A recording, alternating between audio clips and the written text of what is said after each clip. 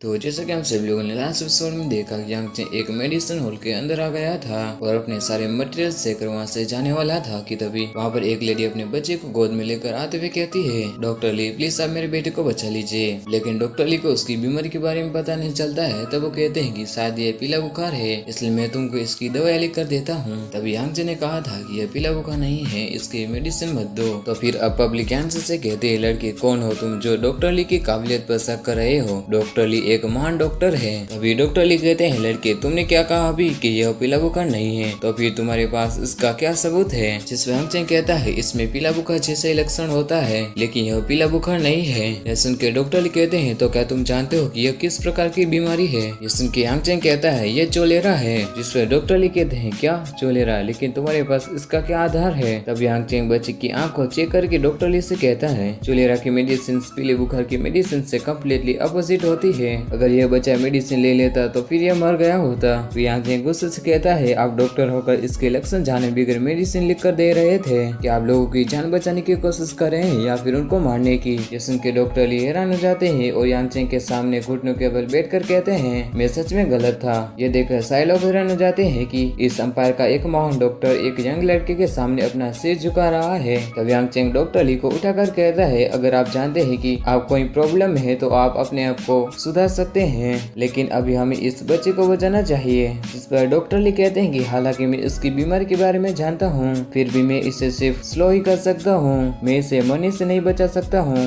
ये सुन के लोग कहने लगते हैं कि क्या सच में इस छोटे लड़के को चोलेरा हुआ है? मैंने सुना कि यह बीमारी बहुत ज्यादा डेंजरस होती है, तो फिर अब इस छोटे लड़के को बचाना नामुमकिन है। तभी बच्चे की माँ कहती है, मेरे बेटे अगर तुम चले जाओगे तो मैं तुम्हारे बिना कैसे जी पाऊंगी? तब डॉक्टर ली कहते हैं, अब हम इसके फ्यूनरल की तैयारी करनी चाहिए। जिसपे यांग चेंग स्माइल करते हुए कहता है, क्या फ्यूनरल? ये बच्चा मेरे साथ है, इससे कोई फर्क नहीं पड़ता है कि ये मरने के बहुत करीब है, मैं इससे मरने नहीं दूंगा। ये सुन के डॉक्टर ली कहते हैं कि आपके कहने का क्या मतलब है? तब यांग चेंग मेडिसिन बनाने का तरीका डॉक्टर ली को कह देता है, जिससे डॉक्टर ली पेपर पर लिख लेते हैं। फिर 1 घंटे बाद मेडिसिन बनकर तैयार हो जाती है। तब बच्चे की माँ उसे वो मेडिसिन पिला देती है, लेकिन बच्चा कोई भी रिएक्शन नहीं करता है। तब पब्लिक कहती है कि डॉक्टर ली इसे बचा नहीं पाए, तो फिर ये यंग लड़का उसे कैसे बचा सकता है? तभी वो बच्चा अपनी आंखें खोल लेता है और कहता है, मॉम। ये देखकर सारे लोग खुश हो जाते हैं कि बच्चे की जान बच गई। तब बच्चे की माँ यांग चेंग से कहती है, थैंक यू डॉक्टर, आपने मेरे बेटे की जान बचा ली। जिसमें यांग चेंग कहता है, इससे आराम की जरूरत है, इसलिए आप जल्दी से घर जाकर इससे सुला दीजिए। तब सारी लड़कियां यांग चेंग की दीवानी होते हुए कहती है, वो इतनी कम एज में एक डॉक्टर है और ये हैंडसम भी है, पता नहीं क्यों पर मेरा दिल जोर से धड़क रहा है। फिर सारी लड़कियां यांग चेंग से कहती है, प्लीज आप मेरे साथ मेरे रूम में चलिए और मेरा चेकअप कर लीजिए। तब यांग चेंग वहाँ से जल्दी से भागते हुए कहता है, अरे नहीं, अब मुझे यहाँ से जाना होगा, नहीं तो ये सारी लड़कियां मेरी इज्जत लूट लेगी।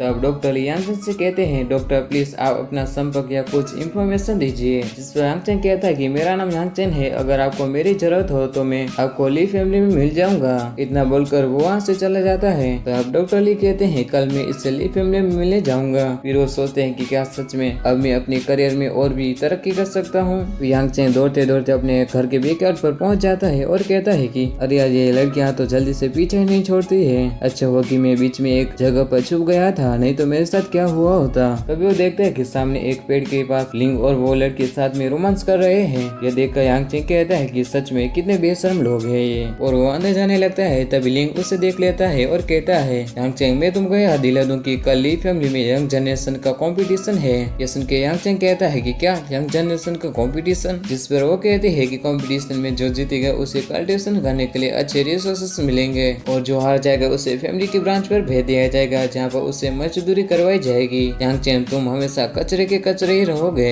ये सुन के यांग चेंग फनी तरीके से कहता है, तो क्या मुझे भी इसमें पार्टिसिपेट करना होगा? जिस पर लिंग कहता है कि तुम्हारी आंट यांग रूसवांग मेरे अंकल की वाइफ थी, इसलिए तुमको भी इसमें पार्टिसिपेट करना होगा। जिस पर यांग चेंग ओके कहता है। तब लिंग कहता है कि तुम्हारे स्टैंड को देखते हुए तुम एक फाइट भी नहीं जीत पाओगे और तुम्हें फैमिली की ब्रांच पर भेज दिया जाएगा, जहाँ पर तुम किसानों के साथ मिलकर खेती करना। तब यांग चेंग अंदर जाते हुए कहता है कि मैं कंपटीशन में पार्टिसिपेट करूंगा, और जहाँ तक बात है कंपटीशन के रिजल्ट की, तो तुमको इसकी चिंता करने की कोई जरूरत नहीं है।